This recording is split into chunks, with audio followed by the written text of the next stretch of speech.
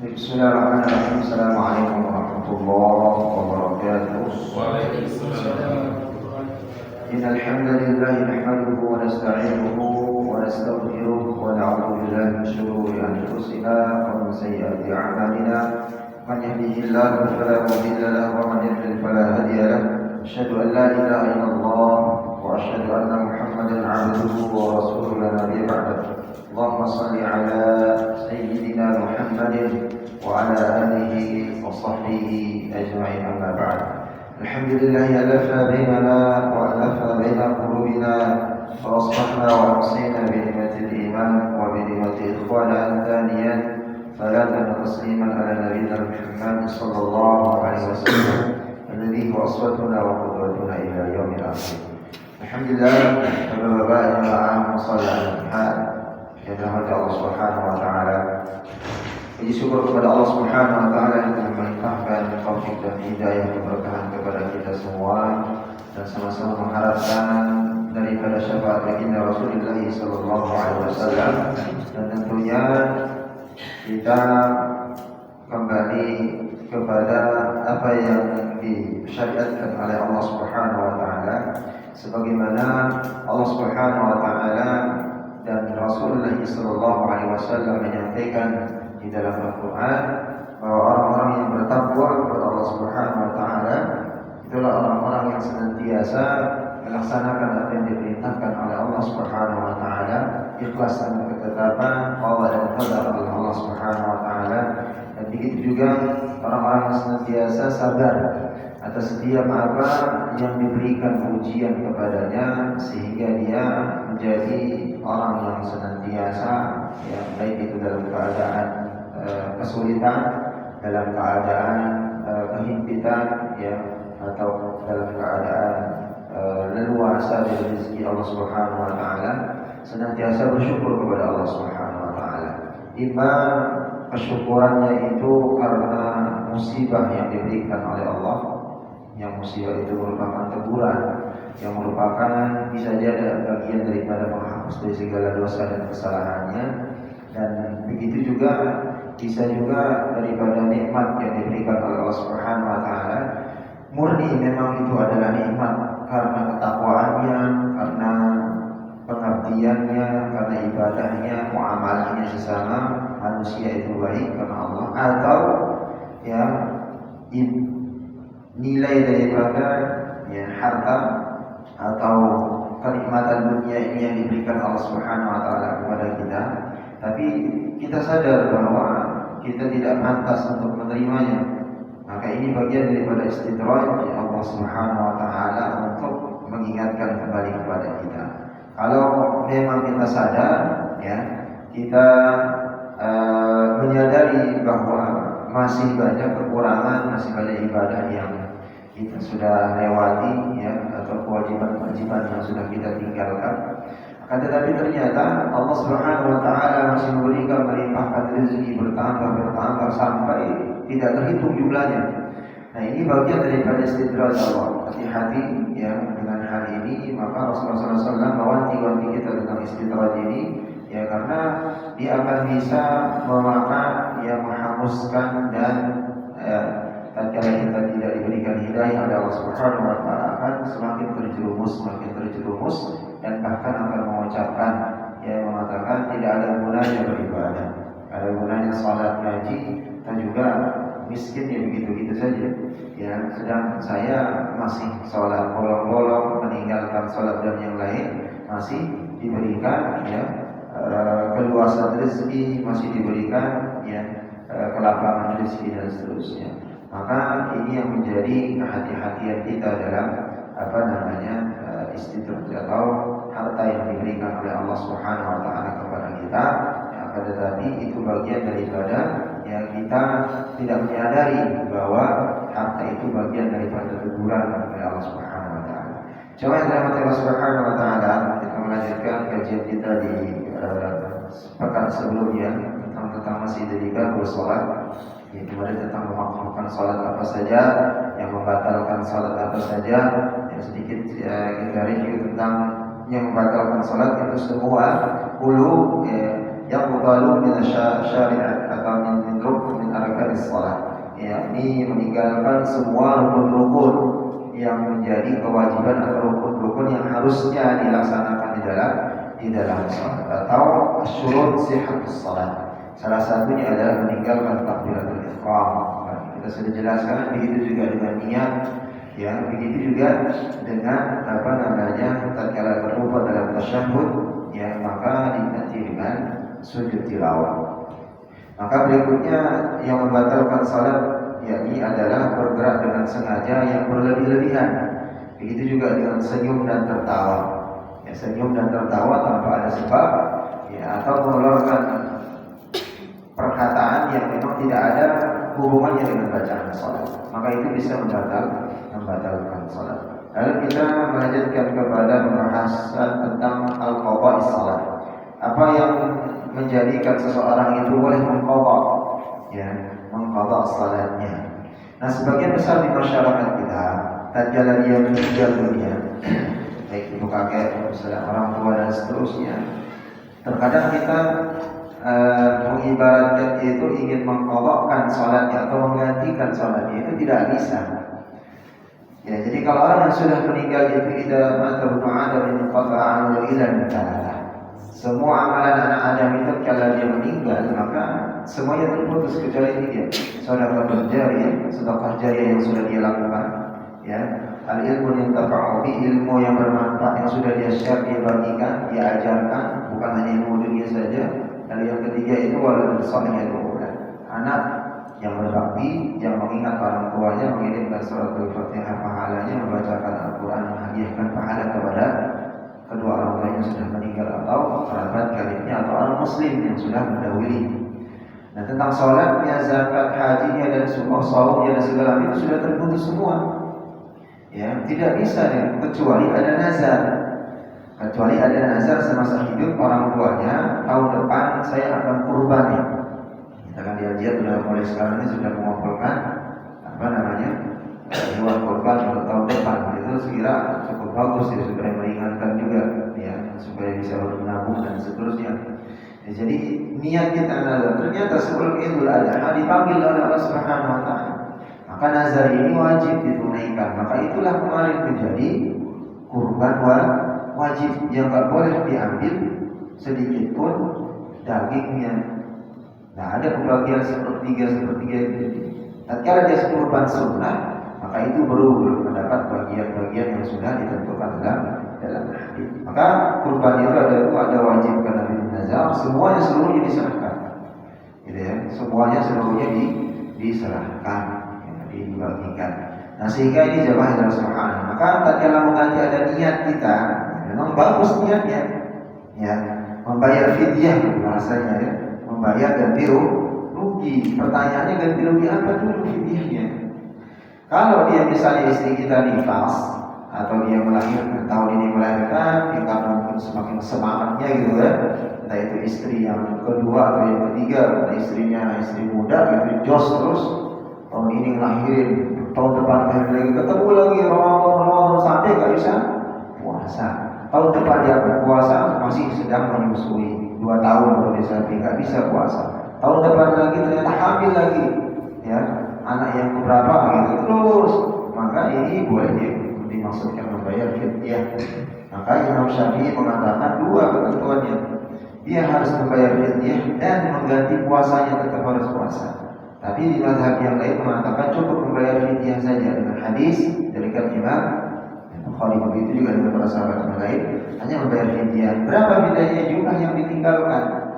Misalnya 30 hari ditinggalkan, maka memberi anak yatim, du'afa, janda atau orang-orang yang tidak mampu, itu sesuai yang ditinggalkan, sejumlah nilai makanan yang kita biasa makan sehari-hari.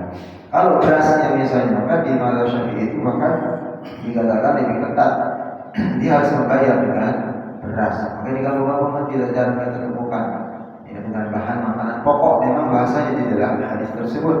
Maka di mazhab Syafi'i hati-hatinya harus dengan bahan makanan pokok. Beras kita biasanya makan yang harga 18.000, jangan diberikan yang 12.000, harus 12.000 yang tidak makan. Maka ada sebagian ulama jumhur mempermudah, ya, atau meringankan, karena Islam ini agama yang ringan. Karena tafsiran dalam hadis itu memberikan makan dari setiap yang ditinggalkan itu satu orang anak yatim sejumlah yang ditinggalkan bahan-bahan makanan pokok yang dimakan pada hari itu. Nah, sehingga ada ulama sehingga maka dimasakkan makanan atau dibelikan makanan, dipesankan makanan dengan sejumlah yang biasa kita makan dalam sehari-hari. Misalnya kita beli beras sekian bagi dan seterusnya, jatuhlah kita hitung itu jumlahnya 25.000 misalnya sehari dalam kita makan nih, dalam satu kali makan, bukan 3 kali sehari. satu kali makan, nah, itu yang ditanggung, gitu ya. Itu yang kita tanggung. Imma itu kolektif langsung 30 anak yatim, atau pilih 2 anak yatim yang benar-benar 2 anak yatim berarti ditanggung selama 15 hari, karena dikali 2 ada 30 hari.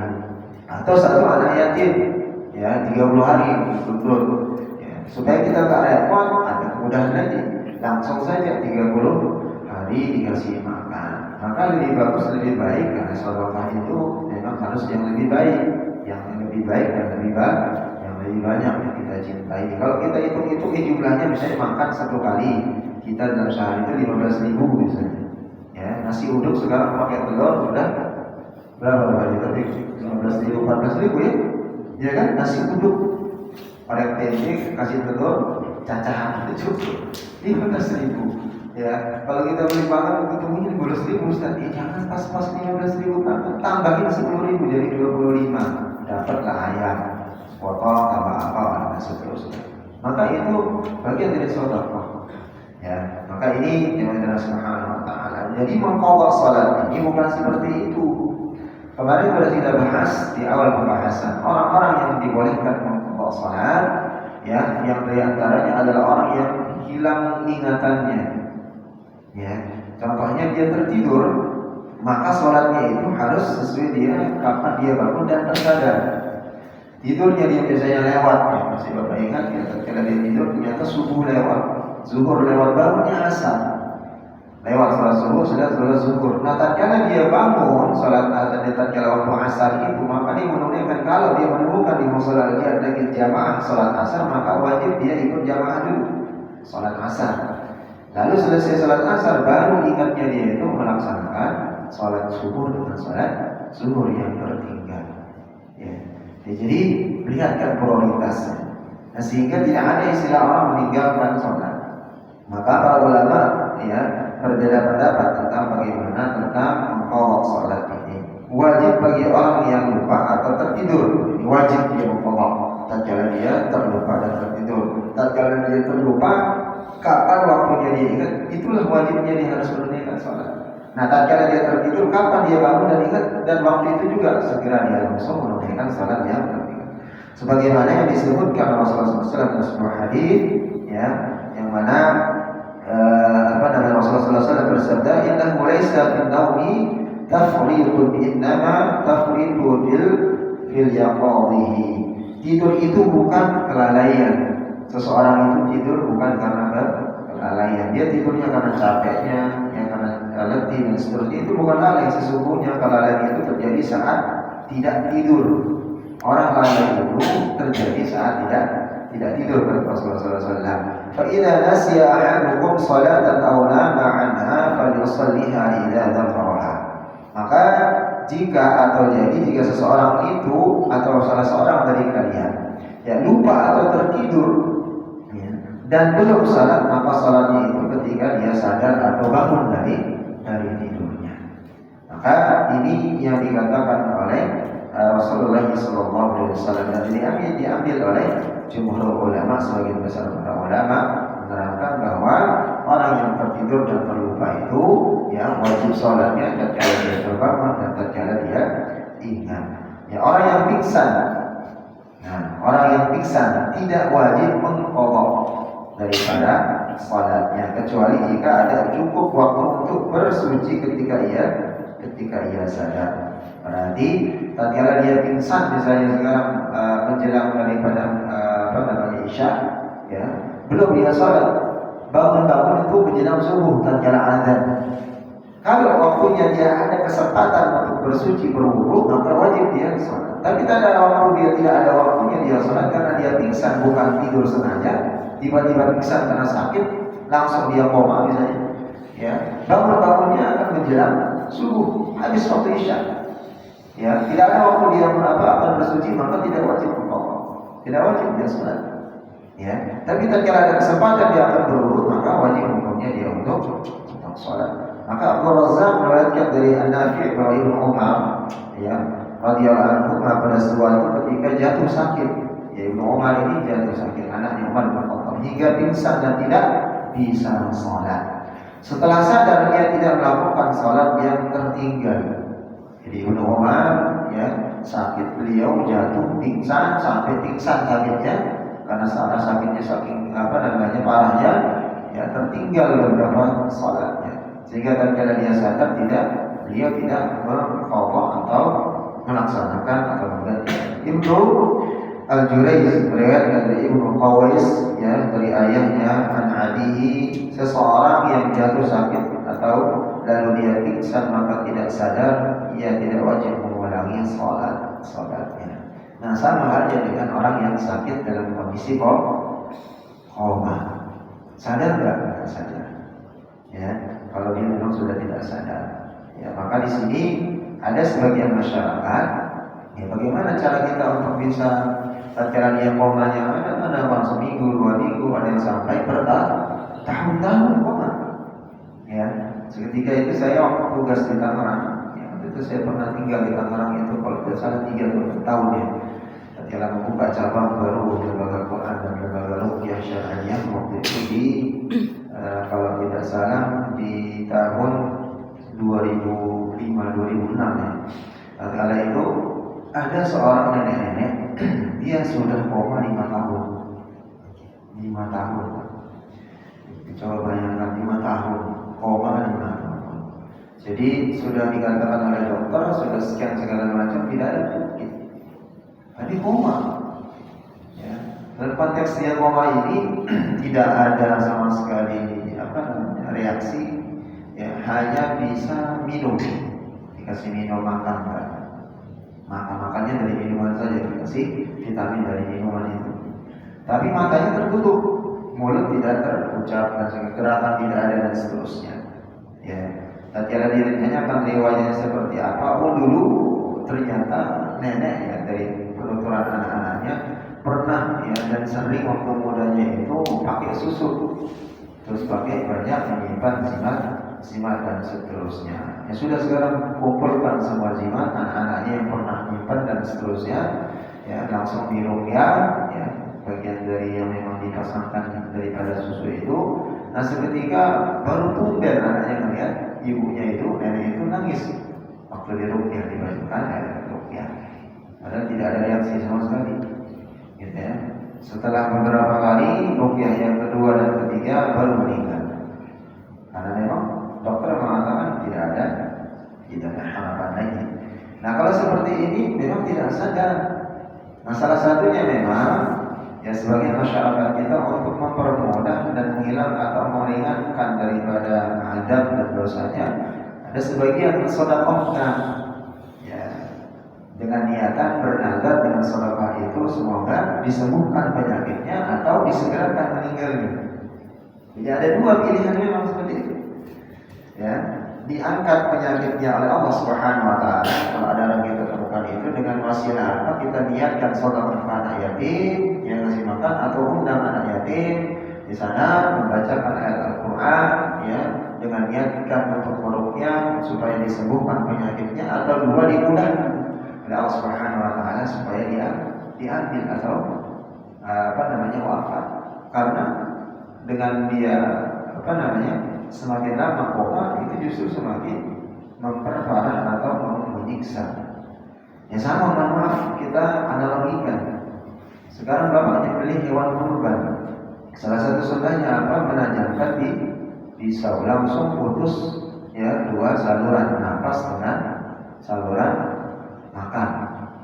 Tapi tatkala dia tidak terputus, ya terus sampai sejam 2 jam itu enggak kelar-kelar darahnya keluar, nyakitin enggak? Sampai binatang pun seperti itu tidak boleh disakiti. Nah begitu juga dengan manusia makhluk Allah Subhanahu wa taala yang paling mulia, maka tatkala sakaratul maut disunahkan tadi mengucapkan syahadat. Tapi yang mempermudah mengucapkan syahadat ini itu amalan semasa hidup. Walaupun mohon maaf anaknya ustadz kiai ajengan dibisikin la ilah, kalau dia nggak sholat, nggak pernah sholat, nggak bisa baca Quran, nggak pernah sedekah dan seterusnya, karena dalam hadis yang sahih dipertentangkan antara syaitan dengan malaikat rahman. Itu yang akan mengambil memberikan dia menuntut apakah dia nanti naudzubillah akfur, akan menjadi kufur tatkala dia meninggal mati, atau dia tetap beriman kepada iman. Itu yang menentukan itu amalan tatkala dia hidup. Gitu. Bukan karena kita hafal la ilaha illallah Muhammadur Rasulullah dari sekarang udah boleh hafalin aja dah. Biar nanti tatkala sakaratul maut dimudahkan dia. Ya seperti itu.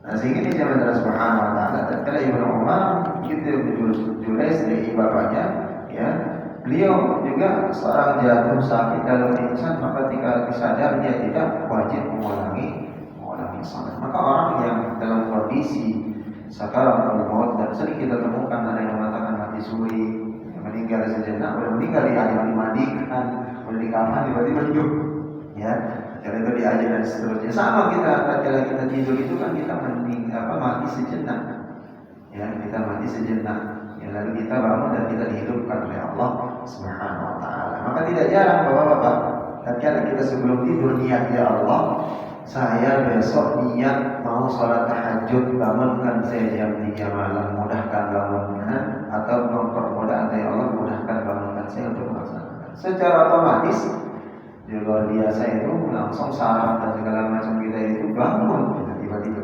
Biasanya bangun jam 3, setengah 3, dan itu akan berlangsung terus kebiasaan itu. Kalau sudah terbiasa, semua motorik kita dari kepala sampai ujung kepala sampai kaki itu secara tiba-tiba itu membangunkan gitu saja. Mau capek gimana pun, bangun aja gitu. Bangun aja sendiri bangun. Sudah terbiasa. Seperti itu Allah membangunkan kita. Maka ini jangan Subhanahu wa taala. Tentang mengqadha salat ini, orang yang pingsan tidak diwajibkan dalam mengqadhanya, maka tatkala dia tertidur terlupa dan seterusnya, maka kondisi tertidur teringatnya itulah dia harus mengqadha atau mengganti salatnya. Maka jemaah Allah Subhanahu wa taala, dalam banyak hadis begitu juga dalam riwayat yang disampaikan oleh Ibnu Hazm mengupas masalah ini secara memuaskan. Kami akan merangkumnya kata beliau dalam sebuah qaul.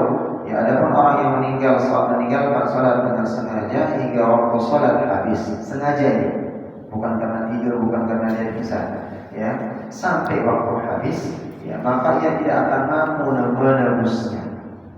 Sengaja, dia tidak akan mampu menebusnya, karena itu hendaklah ia memperbanyak amalan kewajiban dan salat sunnah. Maka salat qajariyahnya, infak, sedekahnya itu diperbanyak sama salat sunnahnya.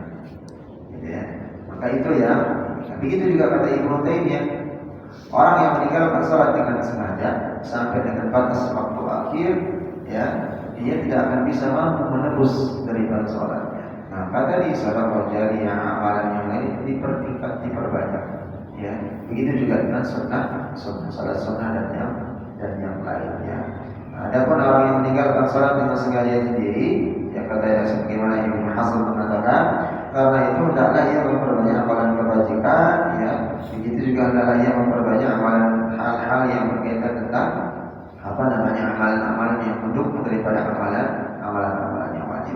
Abu Hanifah, Imam Malik dan Asy-Syafi'i, di dalam pendapat beliau bahwa ia harus mengqadha.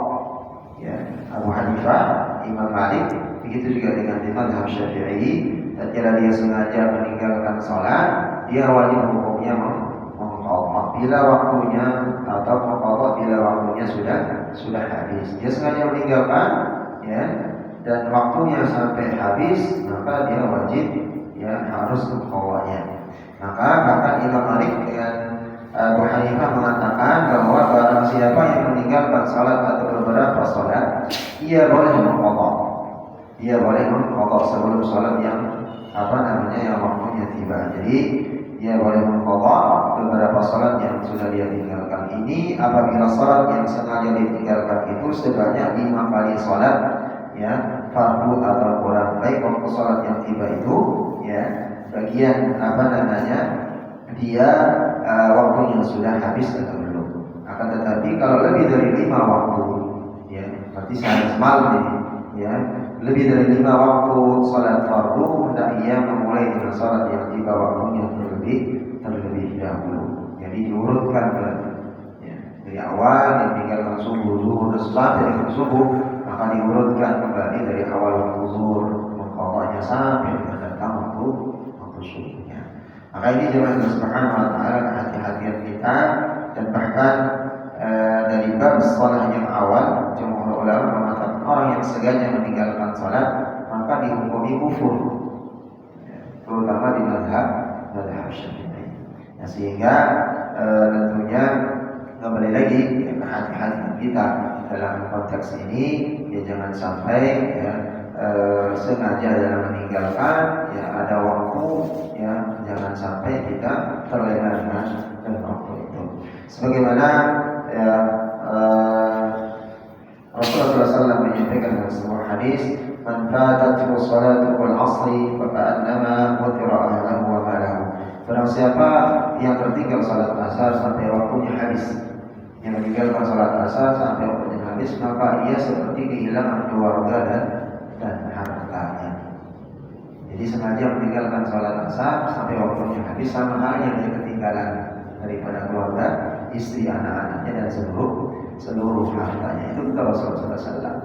Lalu berikutnya salat bagi orang-orang yang sakit, bagaimana tata caranya? Ya, sebagaimana di dalam surat An-Nisa ayat 103 Allah Subhanahu wa taala berfirman, "A'udzubillahi minasyaitonir rajim."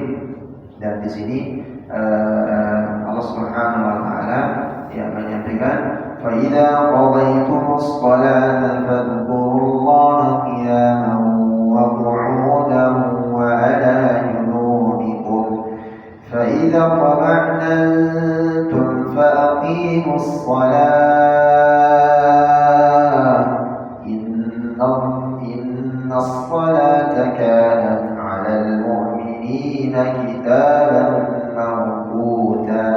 Maka Allah menyampaikan di dalam surat An-Nisa ayat 103 ini, "Fa idza qadaytumus shalah." Apabila kalian hendak akan mendirikan salat, fadhkurullah, maka senantiasa jangan melupakan Allah. Ingat selalu kepada Allah. Maka kenapa di bab salat? Tatkala beberapa menit sebelum kita melaksanakan salat berangkat ke masjid musholla, itu sudah mulai dengan istighfar, minta ampun kepada Allah, juga sama dan seterusnya. Fadhkurullah qiyaman wa qu'udan. Mengingat Allah itu baik dalam kondisi berdiri, baik dalam kondisi tegak duduk atau berbalik. Wa 'ala junubikum. Ya, maka berdiri, berduduk dan berbalik itu senantiasa kita harus mengingat Allah Subhanahu wa taala. Berdiri berarti kondisinya tatkala kita mendirikan salat. Tatkala kita duduk, tatkala kita melaksanakan setiap aktivitas apa yang kita wajibkan atau menjadi kewajiban kita sebagai kepala rumah tangga, sebagai pemimpin yang untuk mencari nafkah dan seterusnya. Ingat kepada Allah, jangan sampai berbuat hal-hal yang menyebabkan Allah durhaka, korupsi, nilai, tidak jujur dan seterusnya. Wa qu'uda wa junubu 'ala junubikum. Begitu juga tatkala kita tidur.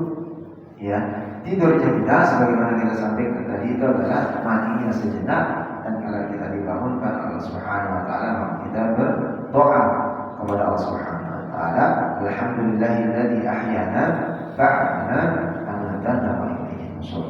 Ya, segala puji bagi Allah Subhanahu wa taala yang telah membangunkanku setelah matiku. Ya, maka kepada Allah Subhanahu wa taala kita mengembalikan segala sesuatu urusan. Maka di sini Allah Subhanahu wa taala menyampaikan faidat ma'nantum faqimus shalah. Innas salata kanat 'alal mu'minina kitaban mawquta. Maka di sini jemaah Allah Subhanahu wa taala di dalam surat An-Nisa ayat 103 ini, maka salat itu ya bisa dikerjakan dalam kondisi berdiri, dalam kondisi duduk, dalam kondisi berbaring. Maka ini sebagai dalil bagi orang yang sakit, gak kuat dia berdiri, silahkan duduk. Gak kuat duduk, silahkan berbaring. Maka Rasulullah SAW menyampaikan hadis diriwayatkan oleh jumhur ulama daripada perawi hadis kecuali Imam Muslim, "Shalli fa imam, fa in lam tastati' fa qa'idan." Salatlah dengan berdiri. Apabila kalian atau tidak bisa berdiri maka fa qa'idan, maka duduklah. Ya, kata Rasulullah SAW. Fa in lam tastati' fa 'ala janbika. Jika tidak bisa berdiri, tidak bisa duduk, maka cukup dengan berbaring. Ya. Maka dengan berbaring ini bisa menggantikan kita dalam salat sebagaimana kalimat salat itu harus berdiri. Lalu Rasulullah SAW juga menyampaikan dari riwayat yang lain dari Nasai menambahkan kalimatnya fa illam tastati' fa mustalqiya. Jika tidak bisa maka hendaklah dengan terlentang. Kalau tadi berbaring, ya berbaring itu berarti ada baringan menghadap kanan atau menghadap kiblat, harus mengkondisikan badannya menghadap kiblat. Tapi kalau memang nggak bisa, kata Nasai dalam riwayat Nasai itu terlentang menghadapnya mana aja. Niatkan adalah menghadap kiblat. Ya. Kalau berbadan tadi itu maksudnya adalah mengkondisikan badan menghadap kiblat, serong ke kanan atau serong ke kiri atau serong ke sebelah kemana dan seterusnya. Tapi tatkala sudah nggak bisa, dengan Nasai mengatakan Rasulullah SAW itu jelas, ya boleh dengan terlentang sebagaimana firman Allah Subhanahu Wa Taala, Allah tidak membebani seorang kecuali sebatas kemampuannya. Apa bunyi ayatnya? Ini yang sering dibaca. Yang di awal amanah Rasul bima la yukallifu Allahu nafsan illa wus'aha laha ma kasabat wa 'alaiha ma iktasabat. Allah memberikan cobaan, beban, segala macam yang kita di dunia itu udah diukur kemampuannya sesuai dengan kemampuan kita. Nggak mungkin Allah itu memberikan cobaan, ujian itu tidak sebanding dengan kemampuan kita, karena Allah yang lebih tahu. Jadi kalau ada kita mengeluh sakit, ya sampai habis harta dan seterusnya, Allah tahu. Mungkin kita sabar konteks itu. Kalau memang pandangan orang tidak sabar atau melihat kita tidak sabar, jelas apa yang sudah dilakukan di masa-masa sebelumnya. Mungkin itu bagian daripada teguran atau menghapuskan segala kesalahan. Begitu juga dengan usaha, nggak selesai-selesai, nggak jalan-jalan, ditipu terus, ya gaji karyawannya bawa kabur atau nggak segala macam lah, yang di luar dari konteks orang berbisnis, konsep bisnis ya. Maka ada hal yang sesuatu yang mungkin something wrong, sesuatu yang bermasalah dalam amalan kita. Ya, yang mohon maaf bisa saja. Ya, mungkin bapak-bapak yang sudah lebih berpengalaman besar barangnya gitu ya. Tatkala kita memang itu benar keadaan yang sesuai dengan Rasulullah SAW mengatakan dalam Al-Quran juga penjelasan para ulama. Ya jangan sekali-kali memang la taqullahu, ya la taqulu, jangan mengatakan membantah. Ya bahkan salah seorang ulama menafsirkan tatkala kita meminta sesuatu kepada kedua orang tua kita dan kedua orang tua kita itu merasa terpaksa, maka itu termasuk kita durhaka kepada orang tua karena keterpaksaannya itu untuk melakukan sesuatu itu. Atau tatkala kita berdebat dengan kedua orang tua kita atau dengan ibu kita posisinya benar menyampaikan Al-Quran dan hadis.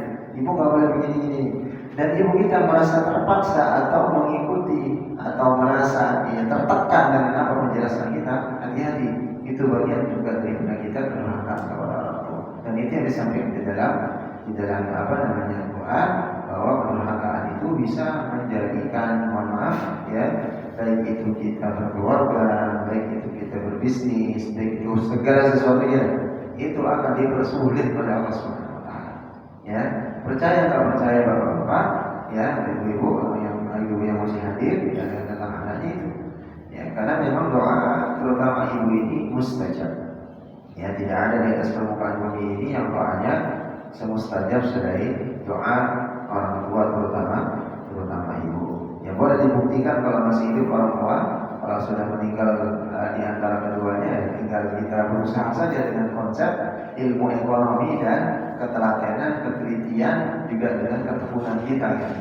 Tapi kalau masih ada, membahagiakan mereka, ya paling tidak minta doa telepon atau kita langsung silaturahmi ke sana, insya Allah akan benar-benar dimudahkan oleh Allah Subhanahu Wa Taala. Dibayar tunai, ya tunai. Biasanya langsung itu benar-benar mustajab. Ya. Jadi kembali kepada pembahasan tentang bagaimana orang sholat yang langsung. Jadi tatkala dia tidak bisa berbaring, terlentang menghadap mana saja, sama hal istimbatnya sesuai dengan tatkala kita naik kereta, bis, pesawat, kapal laut dan seterusnya. Tak tahu ada kiblat, sudah tatkala kita mengatakan mustaqbilal kiblat di fardhillahi taala, itu sudah cukup mewakili menghadap kiblat. Dimanapun seandainya misalnya tahu-tahu assalamualaikum warahmatullahi wabarakatuh, ternyata hadapnya utara, ternyata hadapnya di timur bukan barat, tidak mengapa, karena kita sudah dalam konteks perjalanan. Baik, jemaah Subhanahu Wa Taala. Lalu dari Jabir menceritakan bahwa Nabi Muhammad SAW yang menyuruh orang yang sakit. Ketika Rasulullah SAW menyuruh orang yang sakit, saat Nabi datang, orang tersebut sedang sholat, memaksakan diri untuk mendirikan sholat di atas bantal. Lalu Rasulullah SAW menyingkirkan bantal itu dan bersabda.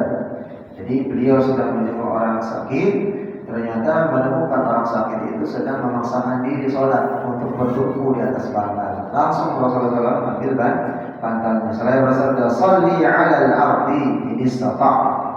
Maka sholatlah kamu di atas bumi ini atau permukaan ini sesuai dengan kemampuanmu. Gak usah karena gak mampu dia bisa menopang dirinya. Mohon maaf, mungkin karena sakitnya karena apa? Baru operasi selesai usus besar gitu kan, dipotong dan seterusnya, kemudian segala macam. Ya. Jadi jangan memaksakan diri dulu dengan bantal supaya dia agak berasa itu terletak saja atau berbaring saja, itu kata Rasulullah maksudnya. Wa illa fa'ul iman waj'al sujudaka akhfadha min ruku'ika. Maka Rasul mengatakan, ya selesai itu sholli 'alal ardi, salatlah di lantai sekemampuan kita saja. Ya. Lalu jika tidak bisa salat dengan isyarat, cukup dengan isyarat. Kalau nggak bisa berdiri, duduk atau berbaring, isyarat. Ya. Dan jadikan isyarat sujudmu lebih rendah dibandingkan dengan rukuk. Dengan isyarat saja. Ya, dengan membedakan rukuk dan sujud itu sujud lebih rendah daripada rukuknya. Jadi jangan sampai memaksakan. Nah, kalau kita melihat dari hadis ini, ternyata Islam itu mudah, tidak mempersulit daripada hambanya untuk beribadah. Terkadang kita ini yang ngoyo yang membuat dia susah, membuat dia menjadi sulit. Ya. Maka ada kemudahan-kemudahan yang diberikan Allah mulai dari Rasulullah Sallallahu Alaihi Wasallam.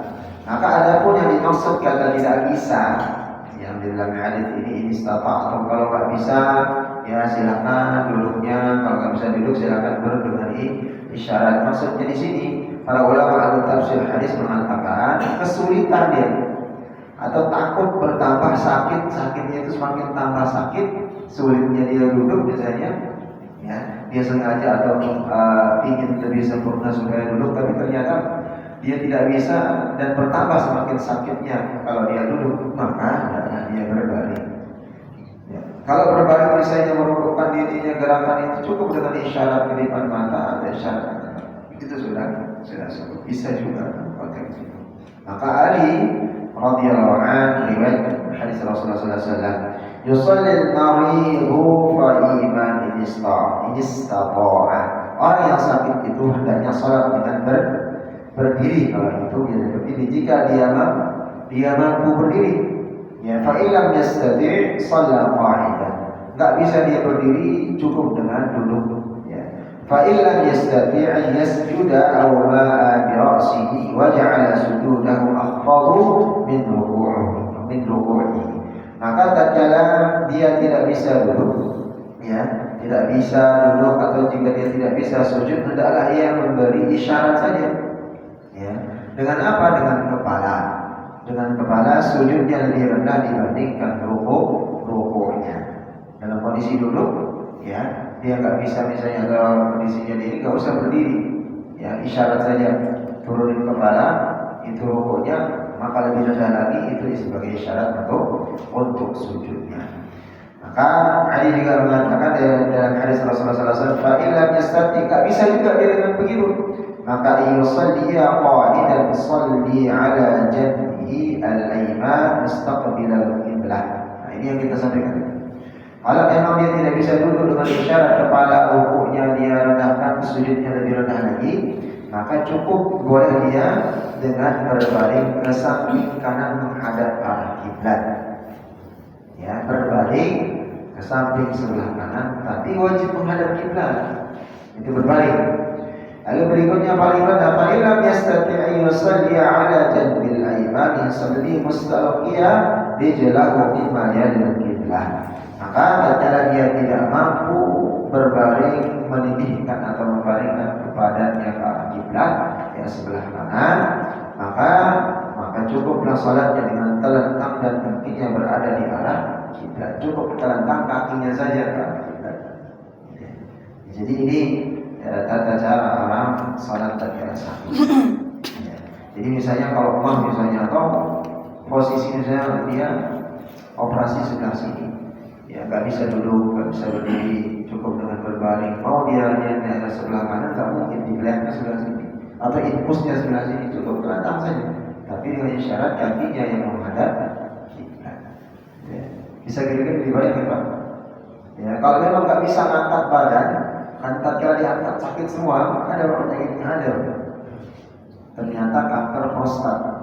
Saya salah satu jamaah kita di Blok F di Albani ada diagnosanya cukup lama.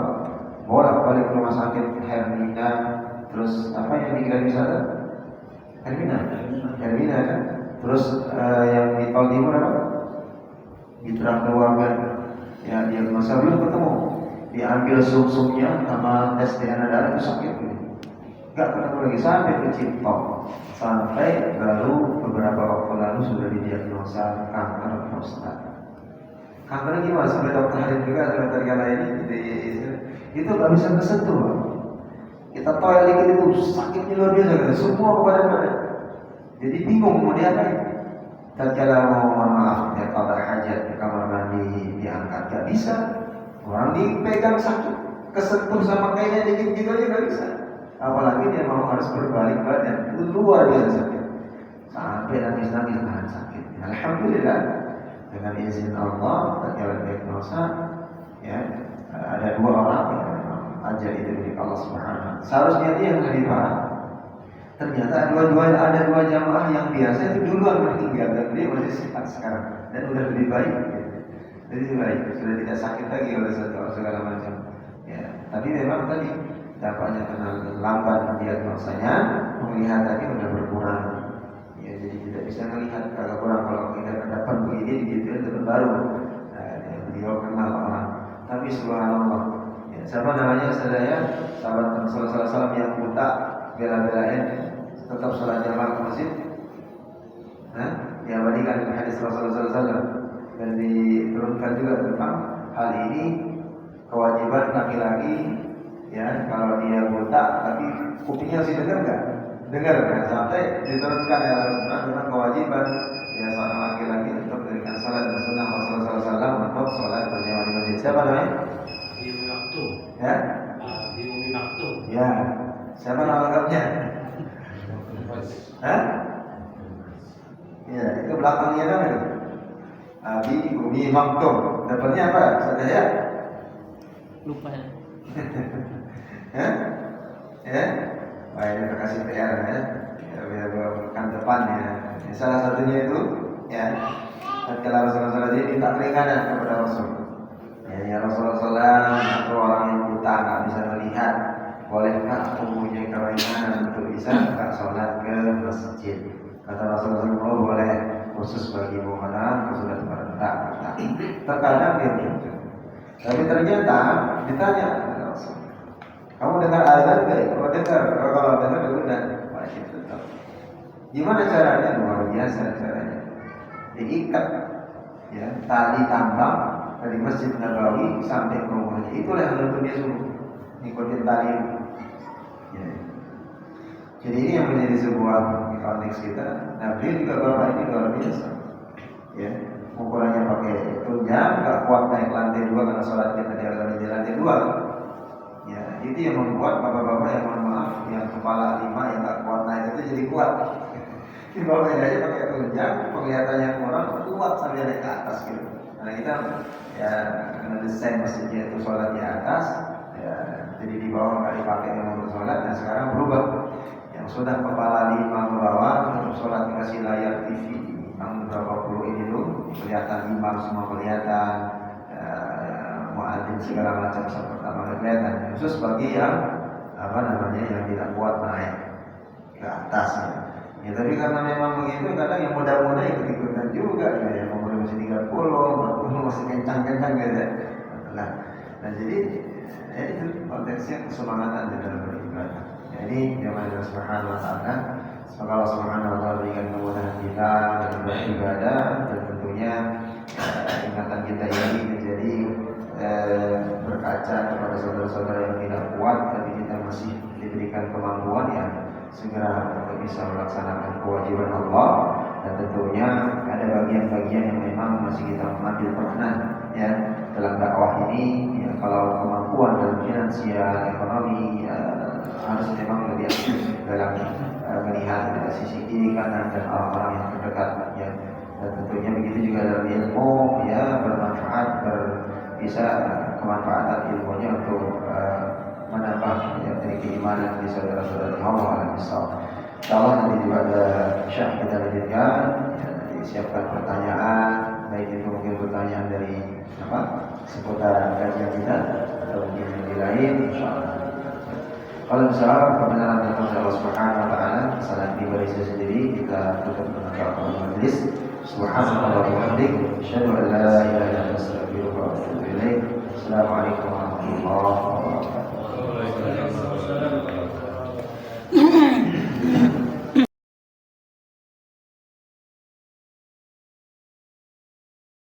Kajian fikih di bab tentang mengqadha salat dan bagaimana tata cara salatnya orang yang sakit. Tentunya jemaah Allah Subhanahu wa taala, sebagaimana pembahasan kita dari hadis Rasulullah SAW tadi ya, tentang bagaimana orang yang sakit dan dia melaksanakan salatnya. Maka salat ini dalilnya adalah hal yang dilakukan atau perkara yang hukumnya fardu ain. Tidak ada alasan satupun seseorang untuk tidak melaksanakan salat, untuk menggugurkan kewajibannya, kecuali yang sebagaimana yang sudah dibahas yang sebelumnya. Yang pertama, orang yang memang dia dalam kondisi terluka atau tertidur atau pingsan. Maka kapan dia akan salat? Salatnya orang tertidur atau terluka ketika dia terbangun dan ingat daripada kelupaannya. Begitu juga dengan orang yang sedang pingsan ya, dalam kondisi dia melaksanakan salat atau sebelum dia melakukan salat dan waktu datangnya waktu salat sampai akhir atau habis waktu salat, maka tidak ya diwajibkan dia untuk mengqadha salatnya ya. Akan tetapi dia harus ya memperbanyak amalan-amalan daripada amalan sunnah atau amalan-amalan sedekah jariyah dan seterusnya. Nah sehingga ini yang menjadi bagian daripada ingatan kita, dan tentunya bagian daripada salat ini, baik itu orang yang sakit atau menamun atau dia tidak mampu berdiri salat dan seterusnya, sebagaimana yang kita sampaikan dalam surat An-Nisa ayat ke-103. Allah Subhanahu wa taala berfirman, "Fa idza qadaytumus salata fadhkurullaha qiyaman wa qu'udan wa 'ala junubikum." Maka ini sebagai dalil ya, mengingat Allah Subhanahu wa taala dalam keadaan berdiri, dalam keadaan duduk, dan begitu juga dalam keadaan berbaring. Maka bedakan antara berbaring dengan terlentang. Ya, kalau terlentang ya jangan, terlentang jangan. Ada terlentang mah ya mati atau kejepit ya, dalam terlentang jangan. Kalau terlentang ya. Jadi berbaring tetap konteksnya menghadap kiblat, sedangkan terlentang itu adalah tidur di sembarangan tempat dengan syarat kakinya saja yang menghadap. Maka ini bagian daripada tata cara dalam kita melaksanakan salat dalam kondisi sakit, dan menjadi ingatan bahwa salat orang sakit itu tidak dipersulit, dan secara umum Islam itu bukan agama yang ribet dan murid-muridin umatnya.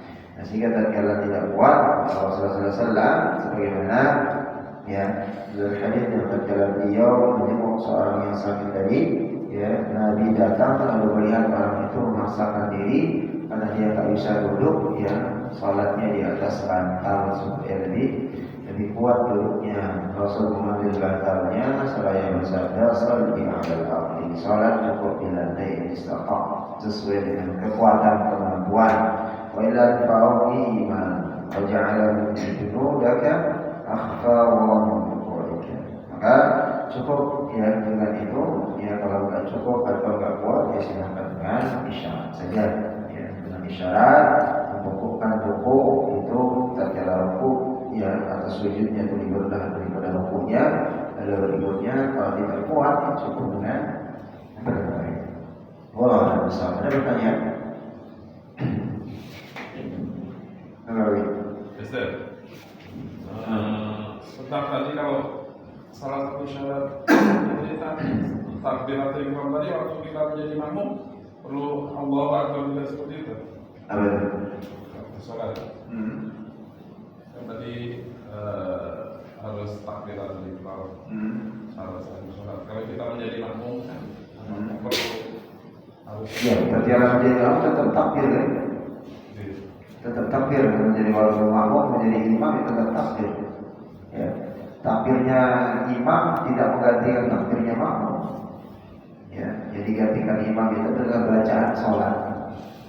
Maka takbir makmum itu tetap takbir. Kalau ikut takbir sama imam, entah itu berbarengan dengan imam atau belakangan, dia tidak takbir, sholatnya tidak sah.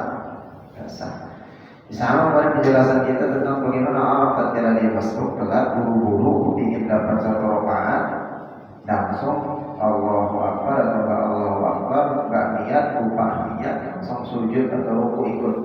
Maka sholatnya nggak sah. Karena tidak dibarengi dengan niatnya.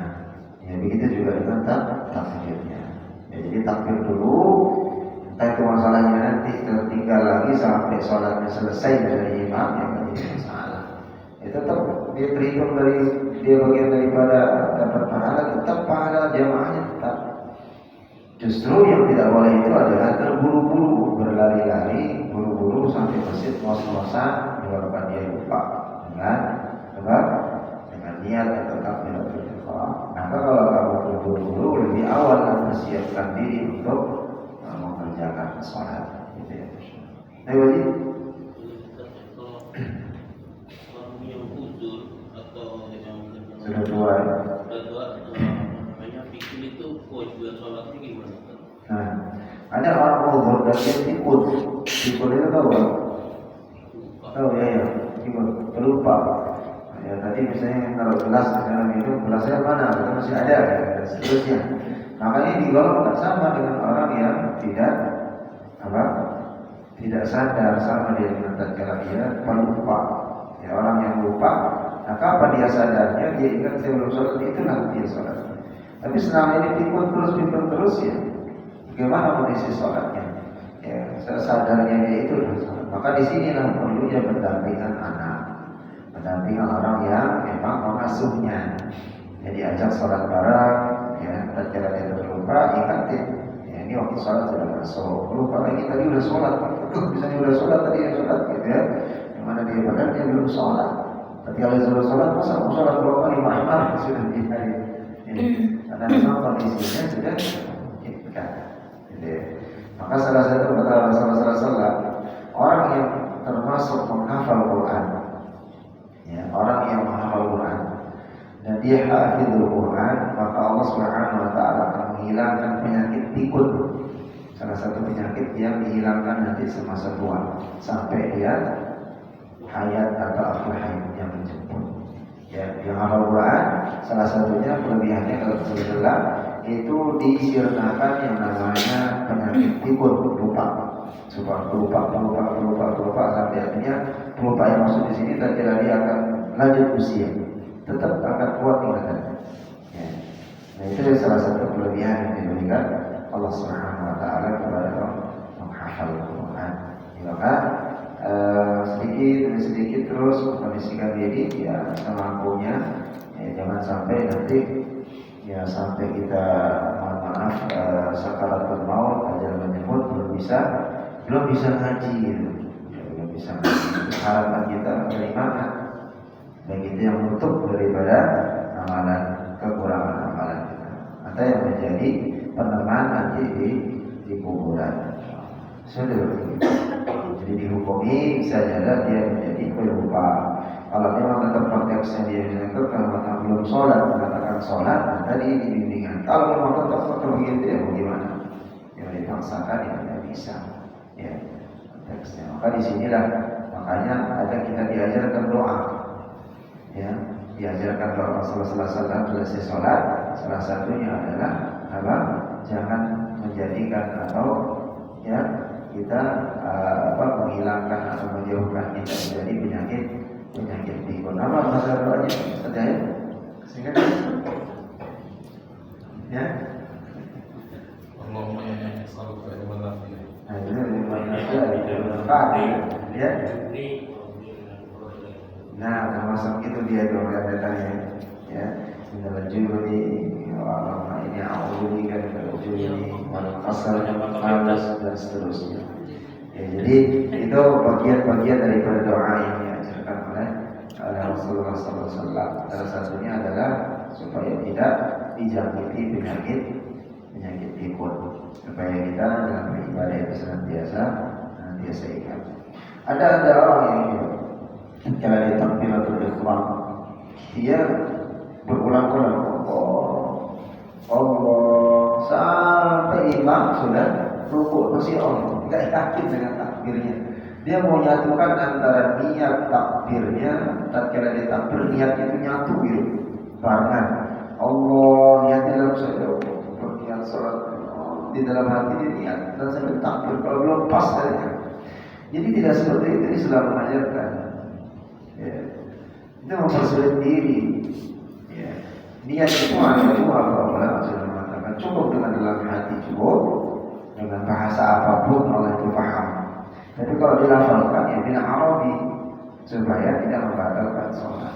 Maka apapun yang keluar tanpa bahasa Arab dan bukan bacaan sholat di dalam sholat bukan membatalkan sholat. Selama itu bacaan sholat dan menggunakan bahasa Arab dan dijaharkan maka tidak batal. Bapak mau doa gimana pun doanya sebanyak-banyaknya, tapi saya dan kita suruh tatkala kita sujud terakhir di dalam hati menggunakan bahasa apapun tidak mengapa. Tapi tatkala dikeluarkan bahasa itu, bahasa Jawa, bahasa Sunda, nyampur, Arab, Betawi, segala macam, gede suaranya dijaharin, ya maka sholatnya batal. Gitu begini. Tapi kalau yang ini kalau orang dalam perjalanan jauh nih, misalnya menemukan masjid atau apa, sedangkan perjalanan itu dari sore hingga ke tempat tujuan bilang itu gimana tentang sholatnya juga? Nah itu sebenarnya dalam kita mengambilkan kita boleh mengambil istihad. Istilahnya para ulama kan istilah istihad itu ambil istihad sebuah hukum sesuai dengan kemampuan, sesuai dengan keilmuan mereka. Ya. Tapi kita juga mengambil istihad. Kalau kita sudah misalnya kalau kita sudah terbiasa mengadakan perjalanan ini, kita sudah menafsirkan atau mengetahui ini ancam-ancam. Oh jam segini macet, waktu orang macet ini misalnya H-5 sebelum lebaran sudah mulai macet, mau pulang kampung sudah akan pengalaman ketemu masjid di sini ada musola. Jadi kita sudah mulai ada. Tapi tatkala kita plan, nggak ada sama sekali pengetahuan baru pulang segala macam. Nah di sini kita mengambil istihad. Istihadnya bagaimana? Keluar kita dari rumah, ya, keluar kita dari rumah. Jangan sampai masih di rumah. Tatkala kita bismillahirrahmanirrahim naik mobil langsung ke misalnya kilometer keluar dari wisata, masuk pom bensin misalnya kita mau isi bensin boleh nih. Nah di sana sudah mulai sholat, misalnya zuhur yang maghrib tadi langsung di jamak zuhur dengan asar. gitu kan? Jadi aman perjalanan. Syaratnya mana? Harus keluar dari rumah dulu. Ya, harus keluar dari rumah dulu baru bisa dijamak. Pom bensin, istirahat, langsung kita isi bensin. Setelah itu tunggu jamak di kosor silakan. Kosor itu kurang jadi 4 rakaat zuhur jadi 2. Ya, asar juga 2. Mau kalau dia dikerjakan di zuhur berarti kan di takdim, jamak takdim didahulukan. Asar itu dikerjakan di zuhur selesai. Nah nanti sampai menjelang waktu maghrib ya ketemu, pasti ketemu kita di ujung mana sedang perjalanan. Wah, selesai ketemu udah langsung jamak antara maghrib dengan isya. Aman kita nanti sampai mau datang jam 3 malam kan sudah selesai kan, sholat sudah aman. Nah itulah arifnya perjalanan. Jangan ditakhir tapi kalau masih nanggung nih, nanti mau maghrib selesai, asar sudah dijawab dengan zuhur, udah langsung perjalanan udah supaya gak kejar macet, udah 14. Ya kita ketemunya ternyata sampai mau mendekati kampung kita misalnya jam 1 malam, melewat maghrib dengan isya, maka di jamak takhir maghrib itu ditakhir. Jadi ini bagian dari tentunya dalam kita menjamak dengan kita baik itu takbir atau bertakbir itu ada jadi syaratnya harus keluar dulu dari rumah. Nggak mesti gaya keluar dari sini masuk ke wisata udah bisa berjalan. Kalau ya syaratnya bagaimana? Dari 80 kilo ya, ada yang lain? Benar. Yang tadi masih masalah pinjah yang kalau jadi arif niatan itu ya, sehari itu 3 yang hitungan dia kali makan atau yang puasa 2 kali hanya bukan salah aja. Jadi dia itu cuma 3 kali makan dalam sehari, 1 kali makan 1 orang, 1 kali makan 1 orang, berarti dikumpulkan 30 orang sekali makan. Bukan ditanggung 3 kali makan 1 orang, berarti 3 kali makan 3 kali 3 udah 90 kali, bukan berarti ya, jadi maksud itu adalah kalinya 30 ya sekali makan 30 anak yatim atau kita pilih 1 orang kita tampung selama 1 bulan, itu boleh. Tapi lebih asal kalau 1 orang selama 30 hari kita terbatas cuma 1 doang, padahal masih banyak yang membutuhkan. Udah makanya para ulama kumpulkan 30 orang, langsung dibagiin rata. Selama itu silakan buat puasa. Kalau ada yang kurang mampu gimana tuh? Gimana? Kalau yang kurang mampu Nggak bisa mengganti. Nah, Cukup dengan apa? Cuma apa puasanya nggak diganti yang ditinggalkan. Makanya tadi kalau kita yang misalnya laki-laki masih aman, tapi yang perempuan tadi ya, yang ibu-ibu ketika di lahiran misalnya awal-awal tahun depan masih menyusui masih lemah, boleh kita puasa. Ternyata tahun ketiga hamil lagi, gitu kan? Jadi berarti kita tinggal itu. Ini tinggal puasa tahun ini, tahun ketiga tinggal semua. Maka di sini ada rukhsah keringanan untuk cukup membayar fidyah. Tapi di kampung di Mazhab Syafi'i memang dia harus bayar fidyah, dia juga harus merokok dan itu. Tapi konteksnya ya ada di bulan pendapat para ulama yang lain juga di sini boleh dia cukup untuk membayar fidyah sudah tidak merokok. Begitu Pak Bukit. Baik, pengawalan ada. Assalamualaikum warahmatullahi wabarakatuh. Waalaikumsalam. Kalian ini menanyakan kemarin ada orang tuanya berluka. Kemudian dia menanyakan tentang zakat atau itu yang belum sholat, yang belum pernah disolat. Dia sholat ketinggalan harus dia dibayar gitu. hukumnya gimana Pak Ustaz? Coba terus kemudian dijelaskan gitu. Jadi kalau Setuju, Ustaz. membayar sholat yang sudah tertinggal itu tidak ada di dalam syariat. Jadi kita sudah jelaskan, dia cukup hanya tadi menggantinya dengan sedekah, menggantinya dengan amalan sholat sunnah atau amalan-amalan yang lain. Tapi kalau ada nazar, ya ada puasa yang tertinggal dan yang lain, sesuai dengan nazar itu maka wajib ditunaikan oleh ahli apa namanya daripada anak itu sendiri. Tapi menggunakan apa? Menggunakan harta si mayit. Tidak boleh menggunakan harta anaknya kalau masih ada peninggalannya, uang sendiri, ya. Walaupun anaknya misalnya kaya nih, saya aja yang beli dah, ya, atau menggantikan daripada tadi fidyah dan segala macam itu tidak harus menggunakan uang si mayit.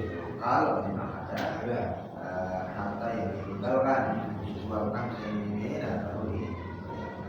Tapi tatkala dia tidak ada meninggalkan apa-apa, maka kewajiban anaknya yang menggantikan karena sangat besar.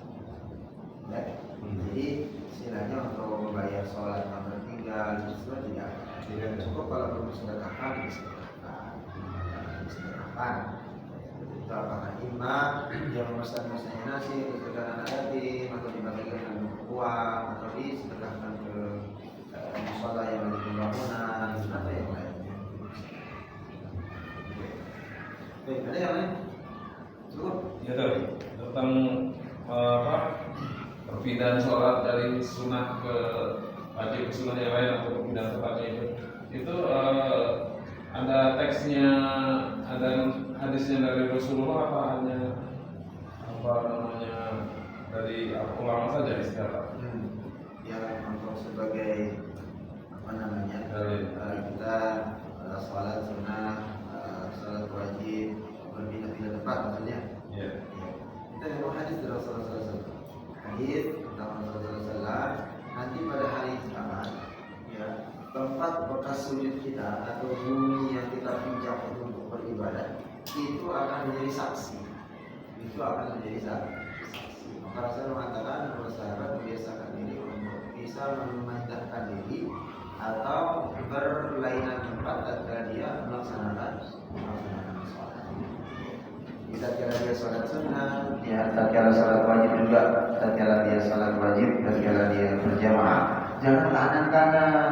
Memang ada hadis yang mengatakan lebih utama yang kanan, paling depan sebelah kanan. Tapi jangan di sana saja, karena nanti yang berikan kesaksian itu sekali pilihan kiri atas.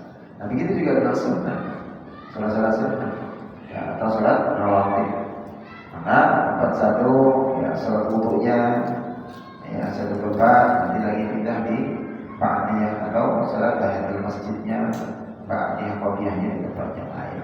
Nah semakin banyak yang tempat dia melakukan kebajikan, salah satunya adalah sujud, ya begitu juga dengan kebaikan yang lain, maka itu yang akan menjadi nanti saksi-saksi kebaikan yang memperberat amalan kebaikannya, dan itu dalil yang sahih. Ya.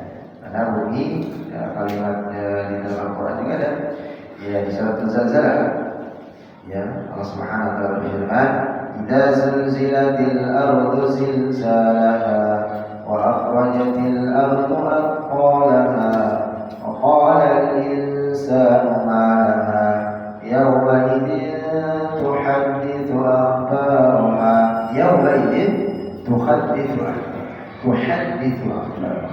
Pada hari itu, pada hari kiamat itu bumi akan memberikan kesaksiannya, ya, akan berbicara semua yang berinteraksi dengan kita. Maka lantai yang sudah pernah sujud bersaksi, oh ini orang pernah sujud, ya. Kursi yang pernah dipakai tanda tangan atau tempat tanda tangan yang korupsi juga akan memberikan kesaksian, ya, semuanya memberikan kesaksian. Ya, jadi akan berbicara kepada Allah. Yauma idzin tuhadditsu akhbaraha bi anna rabbaka awha. Ya, jadi konteksnya bahwa setiap apa yang kita lakukan berinteraksi dengan makhluk Allah, baik itu yang mati bentuknya, meja dan segala macamnya, pensil dan segala macam yang pernah kita lakukan, hal-hal yang misalnya zalim atau tanda tangan sepakat tidak sadar dia untuk menzalimi orang dan itu disetujui, bentuknya tanda tangan kesepakatan akan mengambil uang misalnya yang bentuknya haram, dia tahu itu haram tapi dia sepakat dan mengambil, maka itu juga akan mengambil kesaksian. Ya, sama dengan mouse laptop digunakan jual beli, itu juga akan memberikan kesaksian. Ya, jadi itu maksudnya ya, bumi semua yang berinteraksi dengan kita itu akan memberikan kesaksian kepada Allah Subhanahu wa taala. Tatkala kita membangkang mengatakan enggak datang nanti semua. Maka di dalam hadis terangkan itu kayak konteks bentuknya yang fokus kayak memori. Jadi semua dibentuk lagi maksudnya. Semua kita nanti dari satu memori masuk di charger, kalau lagi fokus dalam laptop langsung diputar lagi film. Dari semenjak kita lahir segala macam dosa, baris segala macam ketahuan semua. Ya tatkala di pengadilan Allah Subhanahu wa taala. Jadi tidak bisa membangkang. Gitu berarti. Baik, teman. Setiap sudah mulai bukan ini ngaji. Talak bisa? Belum, Ustaz. Ada acara ini? Ada acara kemarin kampus. Tiap malam acaranya? Enggak. Hah? Malam Rabu kemarin. Pelantikan. Malam Rabu. Selasa malam Rabu itu. Pelantikan. Baik, insyaallah kalau tidak ada pertanyaan, ya, kita cukupkan. Ya. Semoga Allah Subhanahu wa taala memberikan kemudahan setiap usaha kita dan ibadah kita. Mudah-mudahan ini menjadi ya wasilah kita untuk bisa ya saling menasihati dalam kebaikan ya, dan tentunya saling bisa mengingatkan ya, sesama saudara muslim untuk tidak ya melakukan hal-hal yang memang ya dilarang oleh Allah Subhanahu wa taala. Dan sama-sama berdoa kepada Allah Subhanahu wa taala. Allahumma shalli ala Muhammadin wa ala ali Muhammad kama shallaita ala Ibrahim wa ala ali Ibrahim fil alamin innaka Hamidum Majid. Allahumma ighfir lana dhunubana Allahumma ighfir lana dhunubana wa dhunuba walidina warhamhum kama rabbawna shighara. Allahumma ighfir lil muslimina wal muslimat wal mu'minina wal mu'minat al ahya'i minhum wal amwat ya qadiyal hajat ya hayyu ya qayyum برحمتك نستغيث يا حي يا قيوم برحمتك نستغيث اللهم رب الناس اذهب بالبأسنا والمشاكل لا شفاء الا شفاء شفاء لا يغادر سقما يا حي يا قيوم برحمتك نستغيث اللهم اجعل لنا واهلنا واولادنا من اهل القران يا ذا الجلال والاكرام ربنا ظلمنا انفسنا وان لم تغفر لنا وترحمنا لنكونن من الخاسرين ربنا لا تؤاخذنا إن نسينا أو أخطأنا ربنا ولا تحمل علينا إصرا كما حملته على الذين من قبلنا ربنا ولا تحملنا ما لا طاقة لنا به واعف عنا واغفر لنا وارحمنا أنت مولانا فانصرنا على القوم الكافرين ربنا آتنا في الدنيا حسنة وفي الآخرة حسنة وقنا عذاب النار والحمد لله رب العالمين. Semoga bermanfaat dalam Allah Subhanahu wa taala dan kesalahan kita sendiri. Assalamualaikum subhanallahi wa bihamdik asyhadu an la ilaha illa anta astaghfiruka wa atubu ilaik. Wassalamualaikum